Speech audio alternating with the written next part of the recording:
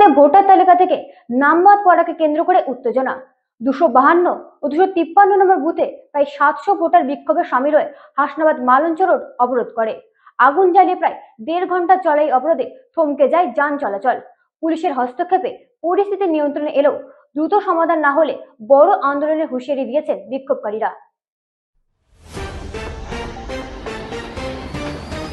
252 ও 253 নম্বর বুথে 700 জনের নাম ভোটার তালিকা থেকে বাদ পড়ায় এলাকায় চরম ক্ষোভের সৃষ্টি হয়েছে। নাম বাদ যাওয়া ভোটাররা বারংবার স্থানীয় বিএলও, AERO ও নির্বাচন দপ্তরে যোগাযোগ করেও সন্তোষজনক কোনো উত্তর না পাওয়ায় শেষ পর্যন্ত তারা প্রতিবাদে নামতে বাধ্য হন। আজ ক্ষুব্ধ বাসিন্দারা হাসনাবাদ মালঞ্চ রোডে আগুন জ্বালিয়ে অবরোধ করেন। প্রায় 1.5 ঘন্টা ধরে এই অবরোধ চলে, ফলে ওই এলাকায় যান চলাচল সম্পূর্ণভাবে ব্যাহত হয়। পরে হাসনাবাদ থানার পুলিশ ঘটনাস্থলে পৌঁছলে বিক্ষোভকারীদের সঙ্গে তর্কাতর্কির পরিস্থিতি তৈরি হয়। শেষ পর্যন্ত বিক্ষোভকারীরা অবরোধ তুলে নিল। তারা স্পষ্ট হুঁশিয়ারি দিয়েছেন, যদি দ্রুত তাদের নাম ভোটার তালিকায় পুনরায় অন্তর্ভুক্ত না করা হয় তাহলে ভবিষ্যতে আরো বৃহত্তর আন্দোলনে নামবেন এবং প্রয়োজনে এলাকায় জনজীবন স্তব্ধ করে দেবেন।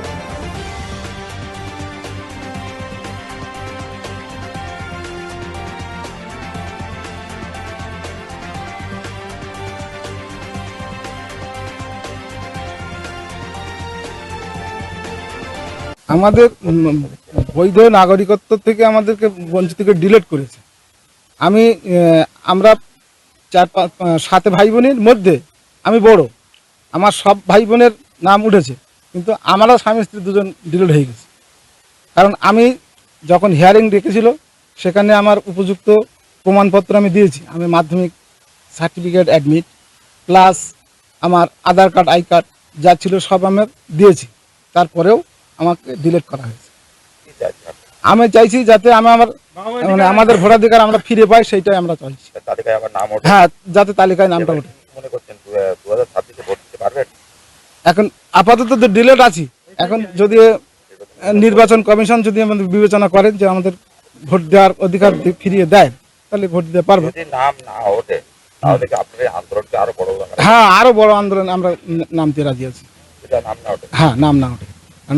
আমি তো নিজে 2002 সালের ভোটার, তারপরেও সেই লিস্ট দিয়েছি, তারপরে মাধ্যমিক সার্টিফিকেট দিয়েছি, উপযুক্ত সমস্ত প্রমাণপত্র দেওয়ার পরেও আমাদেরকে নামকে ডিলিট করা হয়েছে।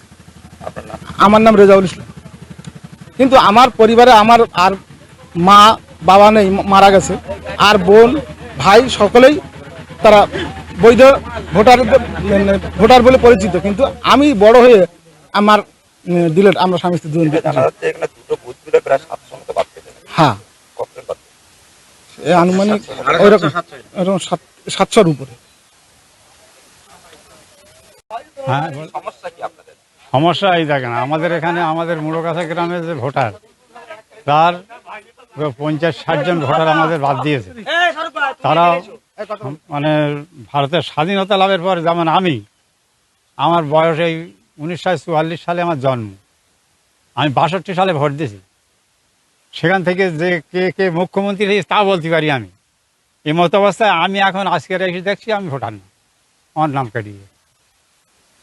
এর চেয়ে আর কি বলবো, দুঃখজনক কথা আর কি বলবো।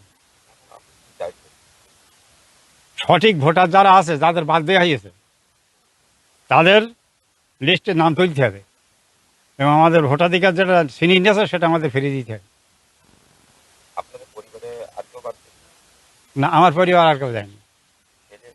না, আমার ছেলে আছে। হ্যাঁ,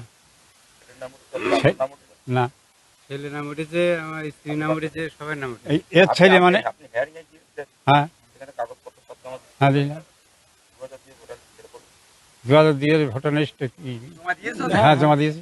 তারপর আমার পাসপোর্ট আছে। হ্যাঁ, হ্যাঁ দিলে। নবদ্বীপে জোর কদমে নির্বাচনী প্রচার।